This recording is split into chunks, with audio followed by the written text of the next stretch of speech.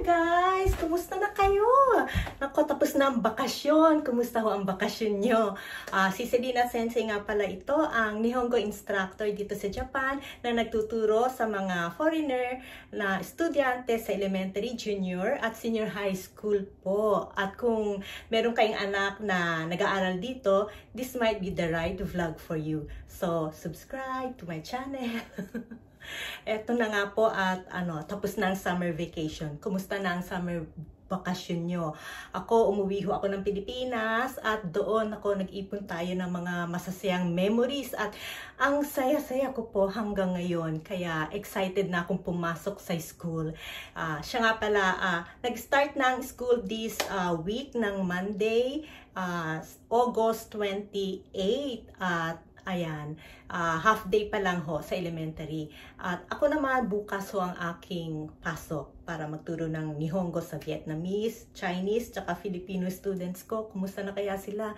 Nag-enjoy ba sila sa kanilang summer vacation? So, yan po ang magiging topic namin para bukas. So, ayun nga, ang dami namang mapapaging masaya dito sa Japan, maraming mapapasyalan pag summer vacation. At mainit pa rin ho ngayon. Summer pa din ngayon. At actually this day, 35 Celsius degrees yata ang temperature sa ngayon. So napakainit ho sa labas. Andito pa tayo sa bahay. Nag-ine-enjoy pa natin ang aircon dito sa bahay. Bukas, sasabak na ho tayo sa ating trabaho. So, ano ba ang ating topic sa vlog ko ngayon? Gusto ko lang ho kasing i-remind ang mga nanay dito sa Japan na meron ngang anak na nag-aaral dito na kung naihanda nyo na ho ba yung mga kakailanganin nilang gamit sa school, yung mga actually meron na sila pero kailangan hong i-check uli kung meron pa silang enpitsu or lapis, okay pa ba yung keshigomu nila, yung eraser nila, yung kanilang dogubako, yung school toolbox. So, kumpleto pa rin ho ba yung kanilang mga gagamitin sa school na napaka-importante na kailangan na ihanda ho natin. Very simple lang tong vlog na to. So, okay, isulat ho natin kung ano-ano ba yun para hindi naman ako mawala sa aking mga pinagsasasabi. Okay? So guys, ito yung mga kailangan na ihanda natin para sa mga anak natin o yung mga anak nyo kung kaya na nilang i-prepare yung mga gamit nila. So ito yung mga kailangan ihanda ulit. Like for example, yung dogubako. Sinulat ko lang po sa kanji para ma-familiarize po tayo mga nanay kasi ang mga letters from school lahat naka-kanji unless meron siyang mga furigana or hiragana characters doon sa kanji. So, ayan po naman, ito naman yung alphabet niya. Dogubako means toolbox. So, ito po yon, toolbox. I'm sure yung naihanda niyo na po ito para lang po doon sa hindi pa nakakapaghanda. Hindi pa po late kasi kailangan niya ng mga bata sa loob ng school. So, yan yung mga gamit nila. Ito mga examples, nori, paste, crayon, at yung wala ho dito, it means ilalagay lang ho natin dyan, like enpitsu, pencil, fudebako, pencil case, at hasami, yung hirap translate sa Tagalog. Hasami means scissors at lahat-lahat pa po ng kailangan nila. Eraser, keshigomu, nasabi ko na ba? Okay.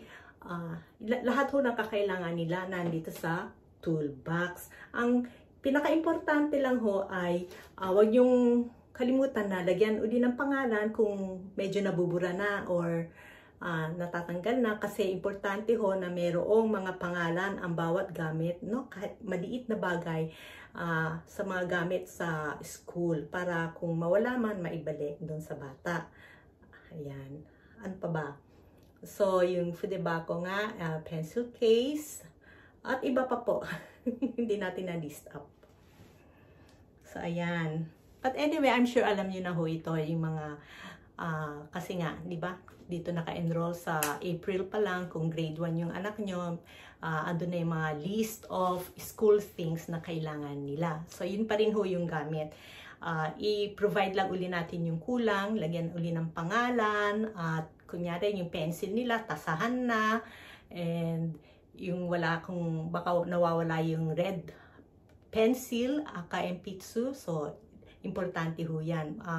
Kasi in my experience, yung mga estudyante, no, particularly, hindi lang naman po Pilipino, isa lang yung lapis nila or kaya ang ikli-ikli na. So guys, bili na tayo sa 100 yen shop. So, mga busy na mga nanay, kahit na po busy tayo, kailangan ho natin i-prepare yung mga ganyang pangangailangan ng mga anak natin. Sa elementary lang ho naman yan eh. Pagka habang lumalaki na sila, grade 4, grade 5, grade 6, naku, syempre, they need to be responsible. Alam na ng mga anak nila na kung ano yung kulang na gamit nila at sasabihin nila sa kanilang nanay. Pero pag grade 1, pag sinabi ng teacher, kulang ka sa ganito, sa ganyan, sabihin mo sa nanay mo, ganun. So, talaga merong renraku or yung contact with the teacher. Sige po. Next, punta naman tayo sa renraku bukuro. Ano ba yung renraku bukuro? Ito, meron ulit tayong picture. Ayan. So, ayan po, parang lang yan yung plastic na, hindi naman plastic bag, basta ganyan, na dyan mo po ilalagay yung, ang ilalagay niyo dyan? Renrakucho. So, yung third natin is renrakucho. So, yung renraku bukuro, yun yung liaison bag, importante niyan kasi nga ilalagay dyan po sa renrakucho, kung saan, ayan, notebook po yan na kung saan isinusulat ng mga bata yung mga yung dadalhin nila for the next day sa school. At saka kung ano yung mga kailangan. Not only the books, basta kung may renraku yung teacher, may gustong ipaalam yung teacher sa magulang, so isinusulat po yan ng mga bata. And then, babasahin po yan ng nanay. Araw-araw babasahin niyo po yan. Kung kayo naman mga nanay, merong gustong ipasabi sa teacher, isusulat niyo rin ho dyan. Maski English or kung marunong kayo ng hiragana, sulat niyo sa hiragana yung gusto niyo ipasabi. Okay po.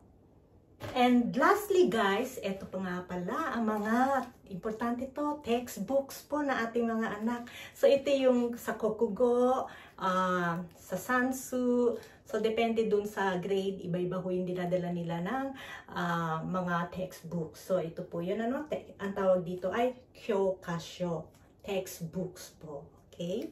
So, ang importante rin po dito, tingnan nyo, baka nabubura na yung pangalan sa likod, no? Isulat po uli natin or malabo na siya. So, isulat po uli natin.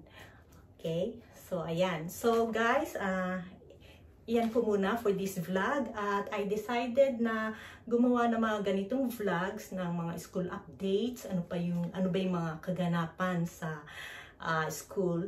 Kung pwede nga lang yung araw-araw parang yung school diary. Siguro interesting may share ko yung mga nangyari sa school ngayong araw na ito at ano ba yung mangyayari bukas. So, school updates po. So guys, kung hindi pa kayo nakaka-subscribe, baka okay na. Paki-subscribe po and share. Para ito yung goal ko ho kasi ngayon na makapag-vlogs, makapag-share ng mga tungkol sa eskwelahan. So, hindi lang pagtuturo ng Japanese. Hindi pa rin nga ako makapagturo ng Japanese kasi nga busy tayo. Pero unti-unti ho, ito na po. So guys, thank you very much for watching. So, see you uli. Tsaka nga pala, ang Kyushoku pala bukas na ang start. So, depende ho sa area nyo.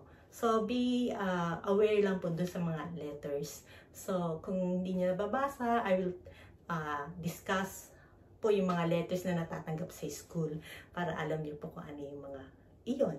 O sige guys, thank you for watching. Bye!